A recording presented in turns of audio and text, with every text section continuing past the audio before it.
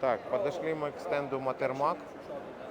Тоже очень интересная компания. К большому сожалению, попала в руки китайцев. Я не знаю, в курсе, не в курсе. Я был на заводе в Китае. И компания Lowell, которая делает трактора, в принципе, очень довольно-таки вроде бы неплохие, ну, такого ниже среднего уровня, делает трактора. И она же обладает компанией Матермак и еще какой-то итальянский красный такой трактор маленький. Они делают джак, они делают ловол какой-то, блядь, еще какую-то хуйню. Делают вот такой вот трактор. Продадут нам кабину. А еще я увидел тут тоже не такие Матермак сеялка. Думали, что они копируют, но потом мы узнали, что они купили завод Матермак. То есть они купили завод Матермак и купили завод Галдони. Это итальянская фирма. То есть тоже теперь это принадлежит им. Ну и так вот это все выглядит. Там еще комбайн, опрыскиватели. Маленький опрыскиватель стоит. Такой вот.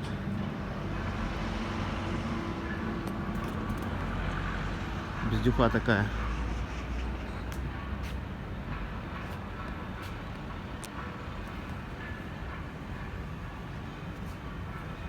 Еще такой трактор.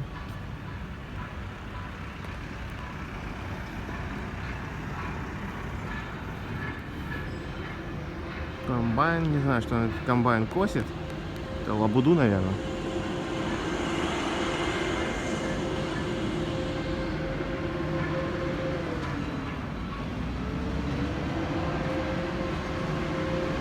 Кстати, несется этот трактор, который новая модель.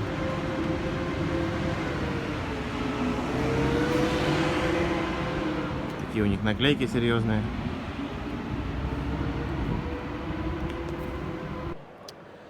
Так что так вот, сейчас покажу вам тоже тут очень интересная конструкция, чем она уникальна. Я сейчас расскажу и покажу. Сейчас, где мой оператор, который будет меня снимать. А где Серега?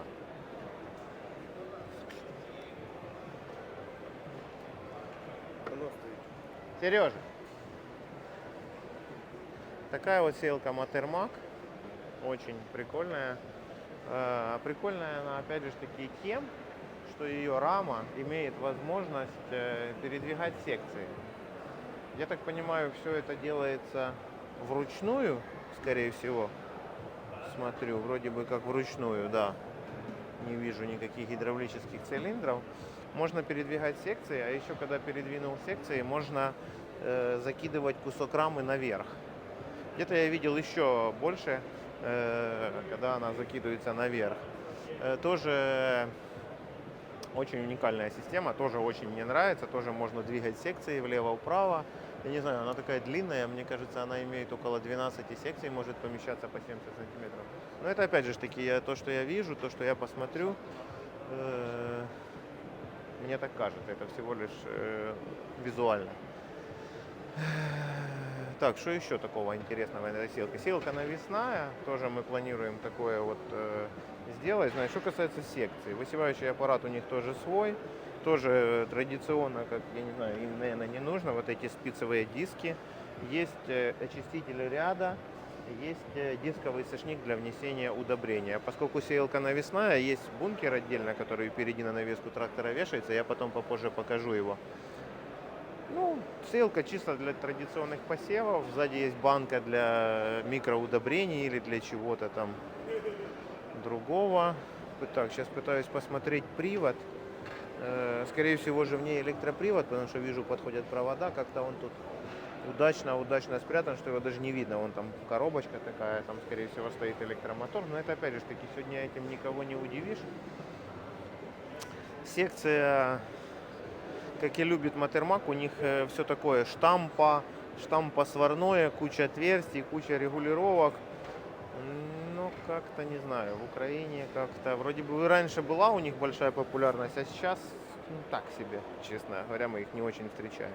Ну, очень хорошая инженерная мысль мне нравится с рамой, что секции меняются, и рама, поскольку навесная, она поднимается вверх, вот как этот кусочек. Это вот уникальная такая штука. И мы тоже рассматриваем как вариант применить на своей будущей сеялке. И вот опять же таки бункер, про который я говорил на стенде с Foggia. Такой вот в Матермака свой вариант. То есть имеют тоже высевающие аппараты, имеют электропривод, я так понимаю. Объем такой, я думаю, что тоже примерно 1000 литров. Очень такой немаленький этот бункер. Очень классно, эргономично, красиво смотрится. Красивый вид у него имеет. Прям все супер. Ну, итальянцы, они умеют делать красиво. Все самое красивое и самое вкусное придумано в этой стране. Поэтому сельхозтехника тоже довольно-таки очень классная, красивая и очень такая стильная, как вся Италия. Так, идем дальше. Есть у них очень классная, интересная сеялка пропашная, 8-секционная. Капец, вообще как наша Атрия. Но опять же таки, она не имеет турбодисков, имеет только... Нет, извините, имеет она турбодиск, как наша Атрия. Короче, это наутильный агрегат. Уже я так присмотрелся, я тут так быстро импровизирую в процессе съемки. Так что не обессудьте, как сказать.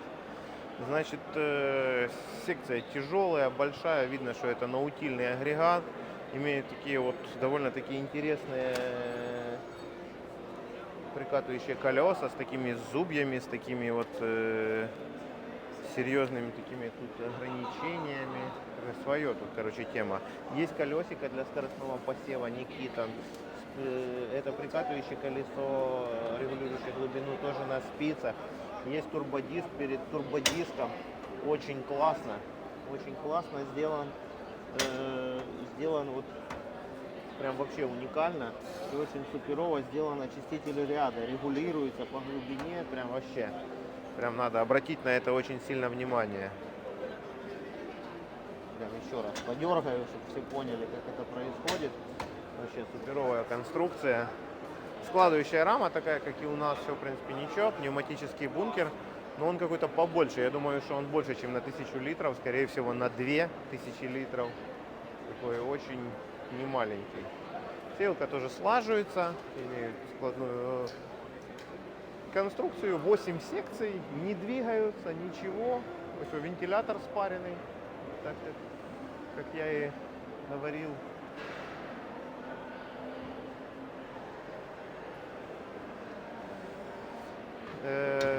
Два вентилятора, они приводятся валом отбора мощности.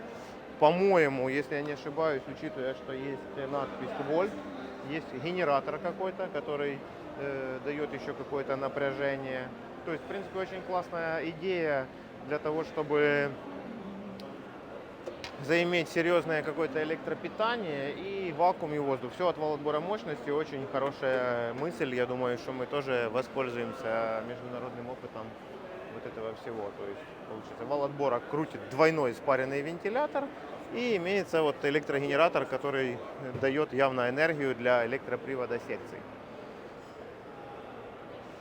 Так, ну что еще вам показать? В принципе, очень сеялка похожа на нашу Атрию. Тоже такие большие, очень мощные секции. Ну, я думаю, что Атрия, наверное, в 3 раза дешевле, я так подозреваю, потому что все-таки это европейский производитель, имеет очень серьезные большие налоги, большая оплата труда. Европейский, итальянский рабочий получает зарплату около 3-5 тысяч евро. Все это еще облагается дополнительными налогами. Короче, поэтому мы вот можем выигрывать в них в этом плане.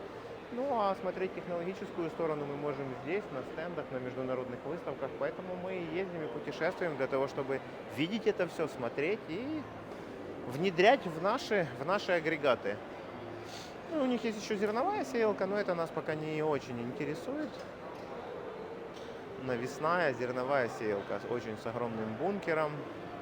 Тоже очень такая довольно-таки уникальная конструкция. Очень своеобразная, не знаю, они у нас очень непопулярные, скажем так, мягко говоря, потому что все это у нас прицепное. Ну а поскольку мы хотим, конечно, на этот рынок, будем посмотреть. Может быть, как-то мы чего-то и придумаем. Но пока это очень для нас все дикое. А все, вот пропашные сеялки, это для нас, конечно, все нормально. Так, ну что, друзья, идем дальше. Матермак посмотрели. Ну еще хотел кое-что показать. Колеса, которые на ней установлены, вот, они каких-то неимоверно больших размеров. Я даже не знаю почему, зачем. Они такое, как с этого, как с ЗЕЛАЗ какого-то или с газона. Не знаю, очень большие. Мы как-то вроде ставим поменьше. Ну, наверное, у каждого производителя есть тут свои видения какие-то, как тут все устроено. Так, ну что, идем дальше. Let's go.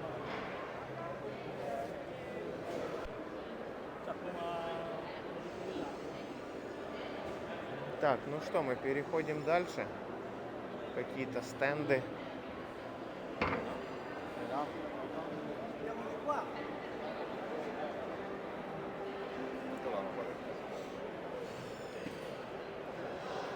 Разбрасыватели удобрений. Тоже очень немало их всех. Куча, кстати, всяких таких комбайнов интересных. Я даже не знаю, что они делают, эти комбайны. С такими вот рисунками. Так, ну идем дальше. То есть мы прошли всего 2 павильона, а их тут около, даже не знаю сколько, очень много. Идем в следующий павильон. Наша задача еще насмотреть гидравлику, насмотреть резиновые изделия, ну то, что мы покупаем, карданы, то, что мы покупаем итальянских производителей. Хотим изучить, посмотреть, что и как нам может быть полезно. Девчата сидят.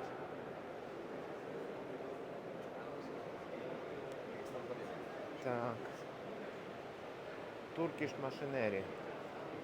Я не знаю, что это Turkish Machinery. Может, это чисто турецкий павильон. Много оборудования, что касается заготовки кормов. Всякие косилки, граблилки, ковырялки, собиралки, ворушилки. То, чего, короче, у нас абсолютно нет, потому что у нас абсолютно мертвое практически животноводство. Наша страна больше заточена на выращивание культур, зерновых, подсолнечника. Поэтому у нас, наверное, плохо или хорошо.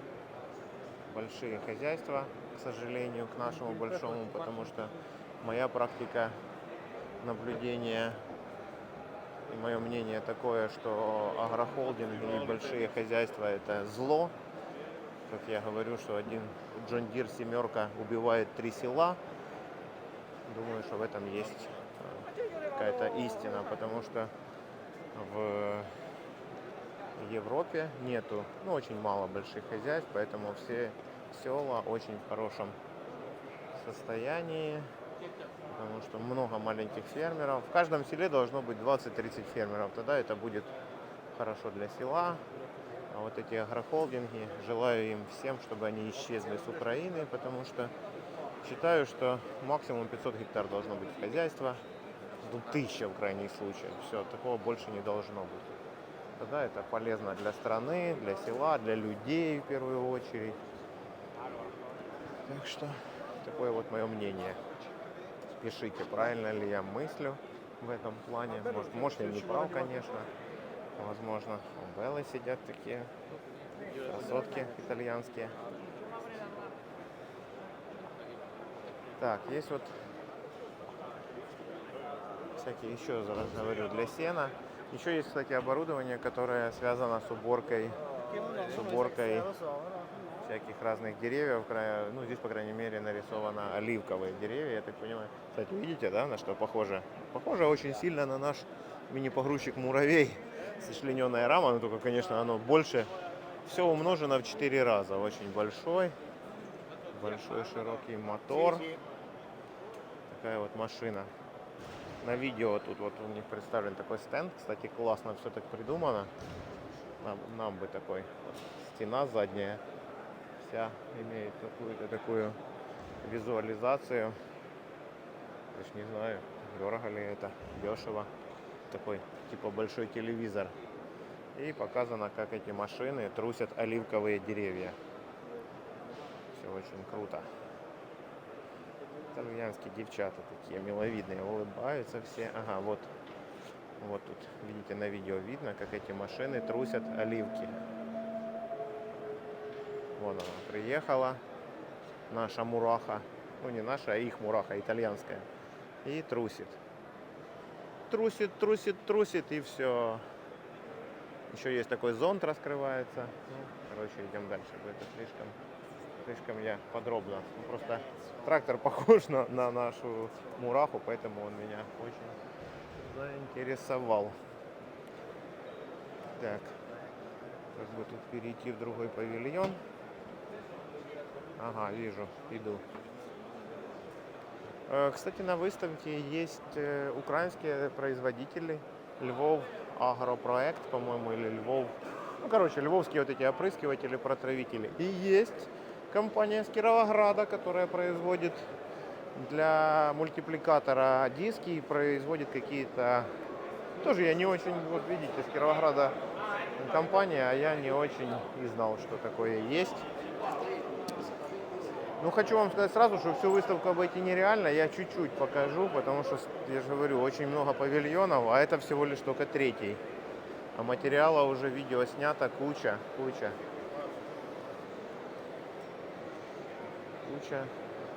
большая. Так, ну это такой павильон, не очень нам интересный, не очень понятный. Это все для, я практически уверен, что это все для садов, садоводчества, потому что много, я езжу тут, еще раз повторюсь, видите, я ушел от этой темы больших хозяйств, много хозяйств, которые там от 3 гектар до 50, прям они друг к другу плотно все прижаты, прям едешь по Италии, и вот эти фермы, как они называют, Кашина, много их этих ферм, друг с дружком соседствуют, и все эти оборудования явно для этого, вот, например, что это такое? Какой-то аппарат, который явно собирает какие-то ягоды или что-то он тут делает. Короче, такого до хрена и больше. Конечно, есть традиционные, там всякие жатки, вот какие-то пластмассовые. Но очень много оборудования, которое для нас вот непонятно. Вот можно посмотреть даже по телевизору. Вот видите, виноградник обрабатывают. Это вот все для винограда. Видите, да, тут в телевизоре представлено, как оно там все там фрезерует, рубит, перерабатывает, ветки, стрижет и все такое. Поэтому этого оборудования много. Сторона Италии это винная страна, много виноградников, много всяких смородин, кустов, малины, яблок. Все очень вкусное, сладкое, с душой, с теплотой, с улыбкой и все такое. Так, ну идем дальше, идем в следующий павильон. Только вот это мы прошли. Тут 3 павильона в куче, то есть получается мы прошли 5 павильонов. Так, идем дальше.